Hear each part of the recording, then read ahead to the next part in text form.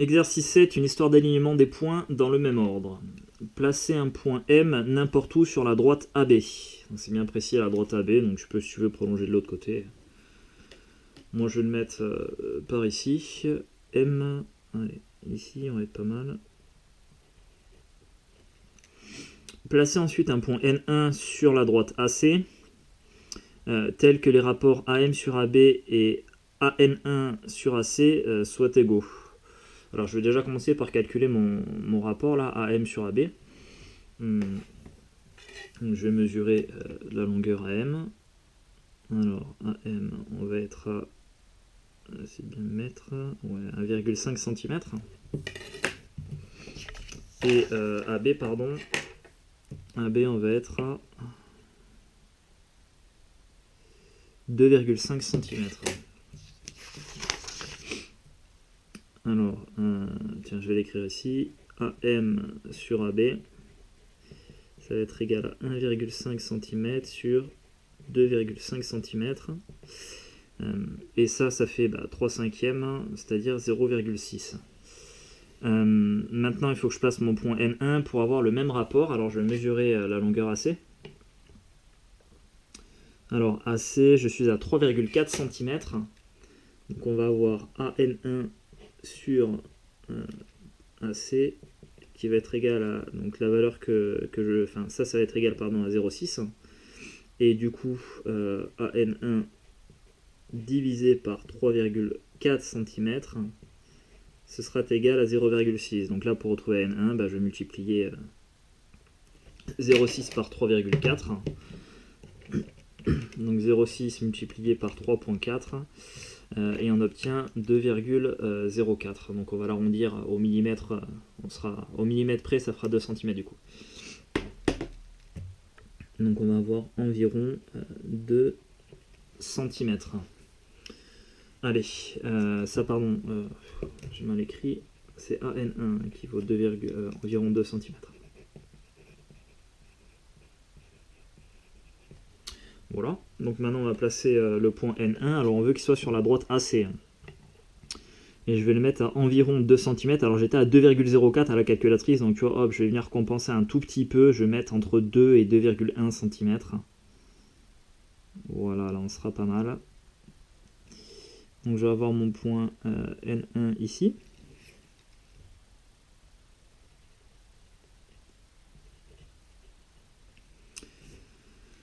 Et ensuite on me dit placer l'autre point N2 sur AC toujours, tel que le rapport soit le même que M sur AB. Bah oui, parce que tu vois là, je suis parti à 2,04 cm dans cette direction-là, mais j'en ai un deuxième point, j'aurais pu partir dans l'autre direction sur la droite toujours.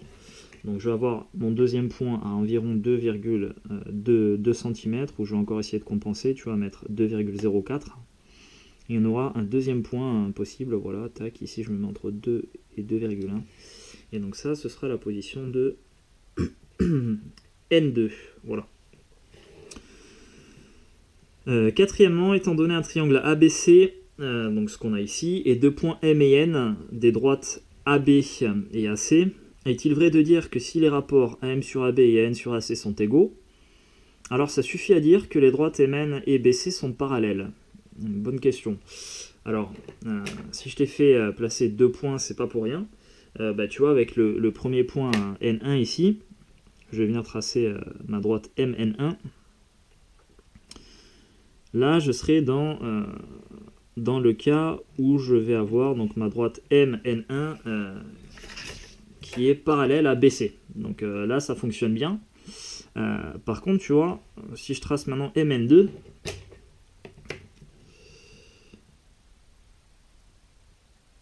tu vois de suite que j'ai un petit problème, c'est-à-dire que MN2 est clairement pas parallèle à BC. Donc finalement, est-ce que il suffit d'avoir les rapports AM sur AB et AN sur AC pour démontrer que les droites MN et BC sont parallèles? Eh bien non, et là on le voit avec le contre-exemple. Donc on va dire ici non.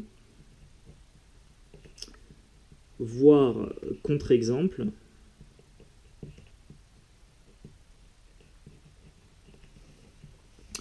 Le le contre-exemple, eh bien c'est AM sur AB, qui est bien égal à AN2 sur AC, et pourtant, donc ça égale, ok, les rapports sont égaux, mais la droite BC n'est pas parallèle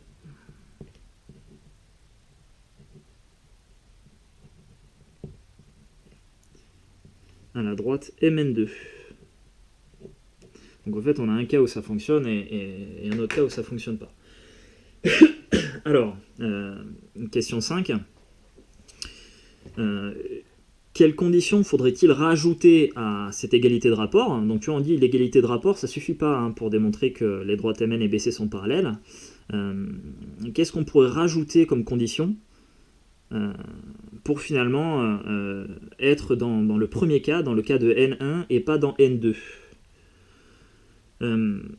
Eh bien, c'est ce qu'on va voir après dans la suite. Tu vois, il faut forcer en gros à mettre N1 de l'autre côté de A par rapport à C, tout comme M est de l'autre côté de A par rapport à B. Alors dans ma configuration, hein, si j'avais choisi M ici, eh bien il aurait fallu dire que N1 soit sur le segment AC, puisque M était sur le segment AB.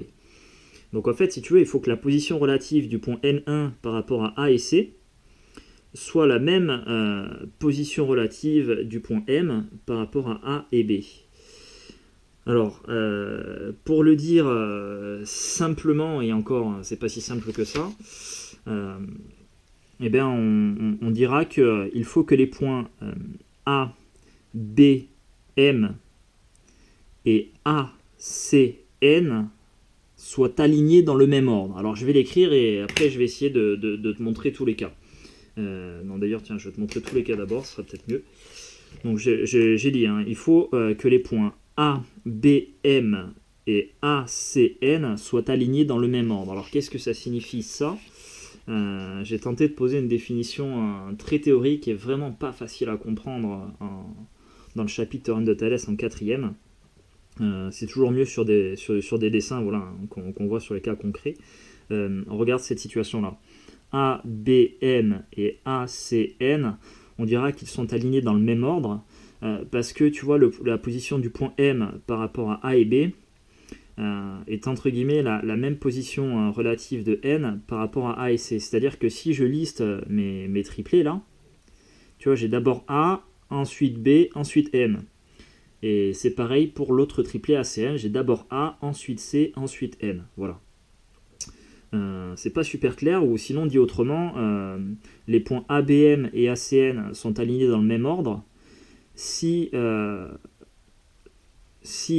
point qui se trouve sur le segment formé par les deux autres, donc là ici dans mon cas c'est B, B il se trouve sur le segment formé par les points A et M, eh bien sera associé au point C, qui lui aussi se trouve sur le segment formé par A et N. Alors là encore c'est peut-être pas super clair, c'est pas évident hein, à expliquer. Le mieux, enfin voilà, là tu vois je t'ai fait tous les cas possibles. A, B, M et A, C, N, ils sont alignés dans le même ordre. Alors que si j'avais placé donc A, B, M, toujours pareil comme en haut, mais si j'avais permuté, tu vois, N et C, et bien là, mes points... Alors, quand je dis alignés dans le même ordre, ce qui est très important, c'est la façon dont je les énonce. Tu vois, je l'ai écrit ici. Je dis A, B, M, et ensuite A, C, N. Ce qui veut dire que mon point A sera associé à A, mon point B sera associé à C, et mon point M sera associé à N. Donc c'est super important la façon dont tu les énonces. Quand je les énonce telles quelles, A, B, M, A, C, N, donc j'ai cette association de points. Et donc là, tu vois, dans ma configuration, B, c'est le point qui se trouve sur le segment formé par les deux autres, AM. Donc si je veux qu'il soit aligné dans le même ordre, il faudrait que le point associé à B, c'est-à-dire C, se trouve lui aussi sur le segment formé par les deux autres. Or, ici, mon point C, il ne se trouve pas sur le segment AN. Tu vois, il est en dehors. Sur la droite AN, mais en dehors du segment. Le segment AN, c'est ça. Voilà. Donc là, je peux dire que mes points ne sont pas alignés dans le même ordre. Alors qu'ici, c'est le cas. Tu vois, j'ai B qui est sur le segment formé par A et M, et C est aussi sur le segment formé par A et N. Et comme je les ai énoncés dans cet ordre-là, ABM, ACN, j'ai B qui est associé à C, et donc là, ils sont bien alignés dans le même ordre. Autre cas de figure, si j'ai A, M, B et A, N, C, énoncé tel quel, là encore, mes points sont alignés dans le même ordre. Parce que tu vois, le point qui se trouve sur le segment formé par les deux autres sur le premier triplet, c'est mon point M. M, il est sur le segment formé par AB. Et quand je les énonce, eh ben, le point associé à M, c'est le point N. Et tu regardes ici, le point N, il est lui aussi sur le segment formé par les deux autres points, AC. Donc il ne s'agit pas de dire d'abord j'ai A, ensuite j'ai B, ensuite j'ai M, parce que là, tu vois, c'est pas le cas. D'abord j'ai A, ensuite j'ai M, ensuite j'ai B. D'ailleurs, quand je dis d'abord j'ai A, c'est parce que j'ai décidé de partir de là. J'aurais pu partir de l'autre côté. Donc ce qui est important, si tu veux, ce sera le point qui se trouvera sur le segment formé par les deux autres. Si je prends ce cas de figure-là, donc j'ai encore A, M, B. Donc c'est encore le point M qui se trouve sur le segment formé par les points A et B. Et mon point associé N, lui, il se trouve encore une fois en dehors du segment formé par A et C. Et enfin, autre configuration possible dans le cas d'un papillon. Donc A, tu vois, ce sera le point d'intersection des droites. Bon, c'était le cas là aussi. Mais là, cette fois, c'est le point A qui se trouve sur le segment formé par les deux autres. Alors si je prends donc, toujours mon premier triplet A, M, B, A, il est sur le segment formé par B et M. Et énoncé tel quel, mon point A, il est associé au point A dans le deuxième triplet là. Et dans mon deuxième triplet, bah, A est aussi sur le segment formé par les deux. Voilà, donc là, ils sont encore alignés dans le même ordre. Donc c'est vraiment pas évident hein, comme notion. Prends bien le temps d'étudier ces cas-là pour bien cerner ce que ça signifie. Donc maintenant, je vais réénoncer ma condition. Tu vois, si je reviens ici là, si je dis que A, B, M et A, C, N sont alignés dans le même ordre, et ben je peux pas être sur la position N2. Parce que dans ce cas-là, A, B, M, c'est le point A qui se trouve sur le segment formé par les deux autres. Donc dans mon deuxième triplet que j'ai listé comme A, C, N1, et ben c'est A qui sera aussi sur le segment formé par les deux autres. Or, si je prends N2, bah, c'est N2 qui se trouve sur le segment A et C. Donc ça, c'est pas possible. Donc tu vois, en rajoutant cette condition d'avoir les points alignés dans le même ordre, et bien finalement, je fige le point N1. Le point N qui va se trouver ici. Et d'ailleurs, si j'avais pas pris mon point M ici, que toi tu l'as mis ici ou par là, et ben tu verras que en précisant ça, hein, le fait qu'ils sont alignés dans le même ordre, et ben ça fonctionnera pour toi aussi. Donc on va le dire ici, il faut que A, B, M, donc ça c'est mon premier triplet de points, et A, C, N, encore une fois, c'est hyper important, hein, l'ordre, la façon dont tu listes tes 3 points. En les listant ainsi, j'ai A qui est associé à A, B qui est associé à C, et M qui est associé à N. Si je permute là C et N, bah, je serai plus bon. Hein. Donc ABM et ACN soient alignés dans le même ordre.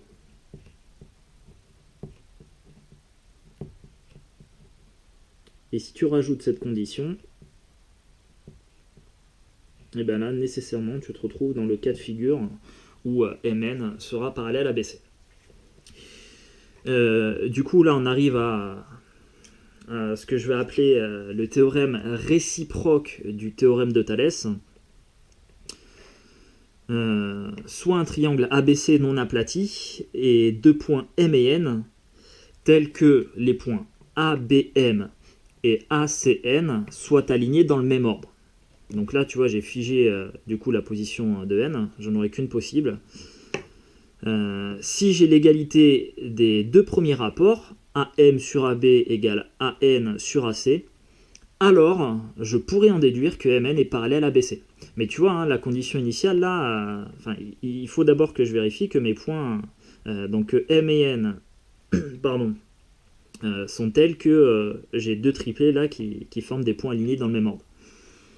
Donc c'est ce qu'il faudra vérifier à chaque fois. Ensuite, une fois qu'on aura vérifié qu'ils sont alignés dans le même ordre, il faudra aussi regarder si les rapports sont égaux. Et si les deux premiers rapports AM sur AB et AN sur AC sont égaux, alors on pourra en déduire que les droites sont parallèles.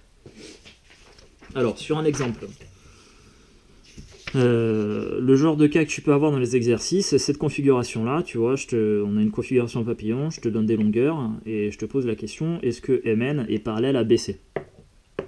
Alors, tu vas calculer tes rapports d'abord.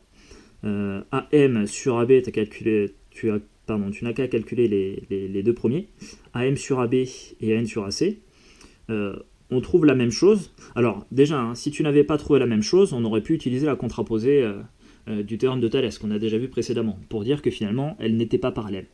Mais si tu as l'égalité, là, tu vois, entre les deux premiers, et qu'en plus de ça, tes points AMB et ANC sont alignés dans le même ordre, c'est le cas ici, donc tu vois, je le précise, de plus, ils sont alignés dans le même ordre. Du coup, tu peux en conclure, d'après le théorème réciproque du théorème de Thalès, que la droite MN est parallèle à BC. Alors, attention, deux points, il faut absolument préciser que tes points sont alignés dans le même ordre. Si ce n'est pas le cas, on a vu tout à l'heure dans l'exercice qu'on peut avoir l'égalité qui est vraie sans pour autant avoir la droite MN qui est parallèle à BC. Là, tu vois, je t'ai repris un cas où on a bien l'égalité des rapports, mais on n'a pas les droites MN et BC qui sont parallèles. Parce que nos points là, ils n'ont pas été alignés dans le même ordre. Et ensuite, deuxièmement, contrairement à la contraposée du théorème de Thalès, alors dans la contraposée du théorème de Thalès, tu peux choisir 2 des 3 rapports, donc n'importe lesquels, pour vérifier qu'ils sont différents. Alors c'est-à-dire qu'à partir du moment où tu en as 2 sur les 3 qui sont différents, et ben ça y est, c'est bon, ça suffit à dire que tes droites ne sont pas parallèles, et surtout, c'est n'importe lesquels qui peuvent être différents. C'est-à-dire que AM sur AB peut être différent de N sur AC, ou alors AM sur AB peut être différent de MN sur BC, et enfin le dernier, ça peut être AN sur AC qui peut être différent de MN sur BC. Et bien contrairement à la contraposée du théorème de Thalès, quand on voudra appliquer le théorème réciproque du théorème de Thalès, eh bien il faudra absolument vérifier que ce sont les rapports AM sur AB et AN sur AC. C'est-à-dire que tu devras toujours avoir le point qui est relié à tous les autres, tu vois. A, c'est le point qui est relié à tous les autres, donc AM sur AB, et ensuite dans le deuxième pareil. C'est A, le point qui est relié à tous les autres, AN sur AC. Il faudra vérifier que ce sont ces deux rapports-là qui sont égaux. Et non pas, tu vois, par exemple, AM sur AB avec MN sur BC. Ou alors l'autre cas. Alors, pourquoi regarde, c'est assez... bon, c'est un cas de figure assez rare, mais bon, il faut en tenir compte. Ici, tu vois, j'ai les points A, M, B et A, N, C qui sont alignés dans le même ordre. Ensuite, je vais avoir le rapport AM sur AB, tu vois, j'ai placé M au milieu de AB, qui sera égal à 0,5. Et enfin, MN, tu vois, ici, j'ai un segment de 2,5 qui est exactement la moitié de BC aussi. Qui fait 0,5, pardon. Donc tu vois, là, j'ai un cas où j'ai les rapports qui sont égaux. Mes points sont alignés dans le même ordre, et pourtant, mes droites MN et BC ne sont pas parallèles. Oui. Parce que j'ai pas pris les bons rapports. Donc vraiment, ça c'est super important. Ce qu'il faudrait que tu vérifies, c'est bien AM sur AB qui sera égal à N sur AC. Parce que là, tu vois, dans mon cas de figure, AN sur AC, bah, ça fait pas 0,5, puisque N, c'est pas le milieu de AC. Donc essaye d'y penser à ça. Hein. Donc vraiment, hein, ce qui est important quand tu voudras appliquer le théorème réciproque du théorème de Thalès, qui sert à vérifier que des droites sont parallèles, eh bien il faudra que tu prennes les deux premiers rapports, AM sur AB égale AN sur AC, et que tu précises aussi que tes points sont alignés dans le même ordre. Voilà.